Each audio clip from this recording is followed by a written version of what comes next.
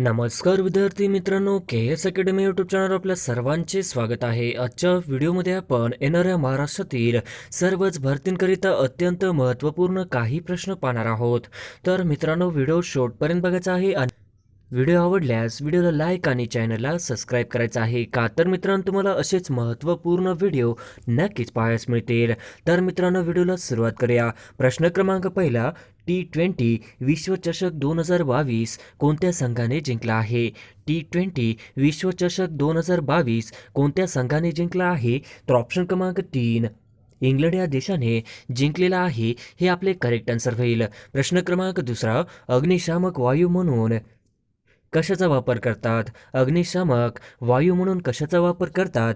तर ऑप्शन क्रमांक 3 कार्बन डायऑक्साईडचा अग्निशामक वायू म्हणून वापर करतात, हे आपले करेक्ट आन्सर होईल. प्रश्न क्रमांक तिसरा, कर्करोग उपचारासाठी कशाचा वापर केला जातो? कर्करोगावर उपचारासाठी कशाचा वापर केला जातो? तर ऑप्शन क्रमांक 3 कर्करोगावर उपचारासाठी कोबाल्टचा वापर केला जातो, हे आपले करेक्ट आन्सर होईल. प्रश्न क्रमांक चौथा, लिंबाच्या रसामध्ये कोणते आम्ल असते? लिंबाच्या रसामध्ये कोणते आम्ल असते? तर ऑप्शन क्रमांक 2 सायट्रिक ॲसिड नावाचा लिंबाच्या रसामध्ये आम्ल असते, हे आपले करेक्ट आन्सर होईल. प्रश्न क्रमांक पाचवा, कोणता वायू हवेपेक्षा हलका आहे? कोणता वायू हवेपेक्षा हलका आहे? तर ऑप्शन क्रमांक 3 हायड्रोजन हा हवेपेक्षा हलका वायू आहे, हे आपले करेक्ट आन्सर होईल. प्रश्न क्रमांक 6, स्टेनलेस स्टील हे कशाचे संमिश्र आहे? स्टेनलेस स्टील हे कशाचे संमिश्र आहे? तर ऑप्शन क्रमांक 2 लोखंड, क्रोमियम व कार्बनचे संमिश्र आहे, हे आपले करेक्ट आन्सर होईल. प्रश्न क्रमांक 7, WWW हे कशाशी संबंधित आहे? WWW हे कशाशी संबंधित आहे? तर ऑप्शन क्रमांक 4 इंटरनेटशी संबंधित आहे, हे आपले करेक्ट आन्सर होईल. प्रश्न क्रमांक 8, CPU हे कशाशी संबंधित आहे? CPU हे कशाशी संबंधित आहे? तर ऑप्शन क्रमांक 3 CPU हे संगणकाशी संबंधित आहे, हे आपले करेक्ट आन्सर होईल. प्रश्न क्रमांक 9, भारतात 5G सेवा केव्हापासून सुरू झाली? भारतात 5G सेवा केव्हापासून सुरू झाली? तर ऑप्शन क्रमांक 3 भारतामध्ये 5G सेवा ही 1 ऑक्टोबर 2022 पासून झाली, हे आपले करेक्ट आन्सर होईल. प्रश्न क्रमांक 10, जागतिक मधुमेह दिन केव्हा साजरा केला जातो? जागतिक मधुमेह दिन केव्हा साजरा केला जातो? तर ऑप्शन क्रमांक 4 जागतिक मधुमेह दिन हा 14 नोव्हेंबर दिनी साजरा केला जातो, हे आपले करेक्ट आन्सर होईल. प्रश्न क्रमांक 11, भारतातील पहिले वायफाय गाव कोणते आहे? भारतातील पहिले वायफाय गाव कोणते आहे? तर ऑप्शन क्रमांक 1 भारतातील पहिले वायफाय गाव हे पाचगाव, हे आपले करेक्ट आन्सर होईल. प्रश्न क्रमांक 12, भारतातील पहिले आधार गाव कोणते? भारतातील पहिले आधार गाव कोणते? तर ऑप्शन क्रमांक 1 भारतातील पहिले आधार गाव हे टेंबली, नंदुरबार, हे आपले करेक्ट आन्सर होईल. प्रश्न क्रमांक 13, भारतातील 4G वायफाय सेवा देणारी पहिली नगरपालिका कोणती आहे? भारतातील मोफत 4G वायफाय सेवा देणारी पहिली नगरपालिका कोणती? तर ऑप्शन क्रमांक 1 इस्लामपूर, सांगली, हे आपले करेक्ट आन्सर होईल. प्रश्न क्रमांक 14, भारतातील पहिले सौर शहर म्हणजेच सोलार सिटी कोणती? भारतातील पहिले सौर शहर म्हणजेच सोलार सिटी कोणती? तर ऑप्शन क्रमांक 1 भारतातील पहिले सौर म्हणजेच सोलार सिटी मलकापूर, सातारा, हे आपले करेक्ट आन्सर होईल. प्रश्न क्रमांक 15, भारतात सर्वाधिक नागरीकरण झालेले राज्य कोणते? भारतात सर्वाधिक नागरीकरण झालेले राज्य कोणते? तर ऑप्शन क्रमांक 2 महाराष्ट्र हे भारतातील सर्वाधिक नागरीकरण झालेले राज्य आहे, हे आपले करेक्ट आन्सर होईल.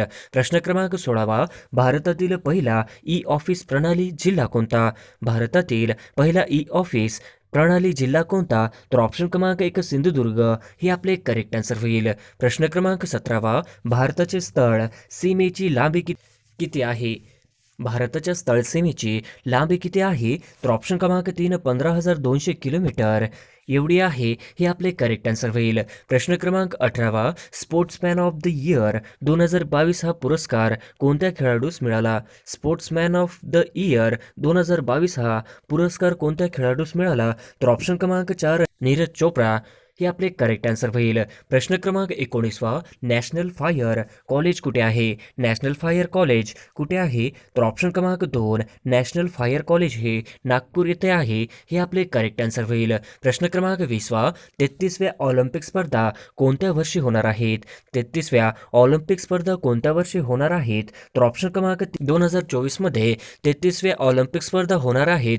हे आपले करेक्ट आन्सर होईल. प्रश्न क्रमांक 21वा, महाराष्ट्रातील पोलीस खाते कोणत्या मंत्रालयाच्या अखत्यारीत येते? महाराष्ट्रातील पोलीस खाते कोणत्या मंत्रालयाच्या अखत्यारीत येते? तर ऑप्शन क्रमांक 4, गृह मंत्रालय हे आपले करेक्ट आन्सर होईल. प्रश्न क्रमांक 22वा, महाराष्ट्र राज्य गुन्हे अन्वेषण म्हणजेच CIDचे मुख्यालय कुठे आहे? महाराष्ट्र राज्य गुन्हे अन्वेषण विभागाचे म्हणजेच CIDचे मुख्यालय कुठे आहे? तर ऑप्शन क्रमांक 2, पुणे येथे आहे.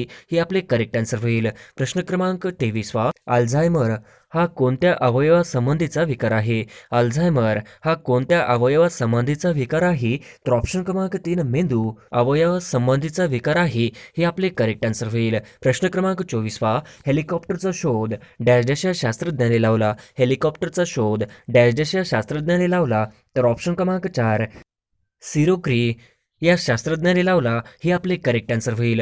प्रश्न क्रमांक 25वा, मिस दिवा युनिव्हर्स 2022 विजेती कोण बनले आहे? मिस दिवा युनिव्हर्स 2022 विजेती कोण बनली आहे? तर ऑप्शन क्रमांक 2, दिविता राही मिस दिवा युनिव्हर्स 2022 विजेती बनली आहे. हे आपले करेक्ट आन्सर होईल. प्रश्न क्रमांक 26वा, दक्षिण आफ्रिका 2023 मध्ये कोणत्या ब्रिक्स शिखर परिषदेचे अध्यक्ष पद भूषवणार आहे? दक्षिण आफ्रिका 2023 मध्ये कोणत्या ब्रिक्स शिखर परिषदेचे अध्यक्षपद भूषवणार आहे? तर ऑप्शन क्रमांक 4, 15वा हे आपले करेक्ट आन्सर होईल. प्रश्न क्रमांक 27वा, खालीलपैकी कोणी नुकताच PIB चा महासंचालक पदाचा कारभार स्वीकारला आहे? खालीलपैकी कोणी नुकताच PIB चा महासंचालक पदाचा कारभार स्वीकारला आहे? तर ऑप्शन क्रमांक 2, सत्येंद्र प्रकाश हे आपले करेक्ट आन्सर होईल. प्रश्न क्रमांक 28वा, इंटरनेट हा मूलभूत अधिकार देणारे भारतातील पहिले राज्य कोणते?